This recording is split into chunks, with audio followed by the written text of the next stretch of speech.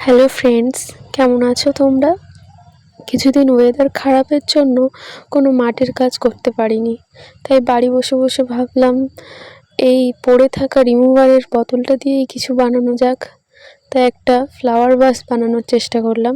আর প্রথমেই আমি পুরোটা হোয়াইট কালার করে নিয়েছি এবং তারপরে নীল কালার দিয়ে ছোট ছোট ফুল করেছি।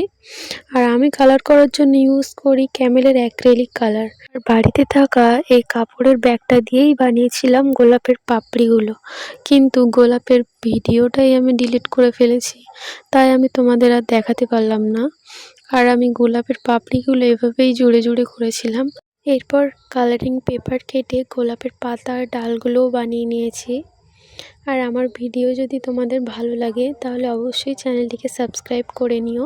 আর তোমাদেরকে অনেক অনেক ধন্যবাদ ভিডিওটা দেখার জন্য। আজ তাহলে আসি, দেখা হচ্ছে নেক্সট ভিডিওতে।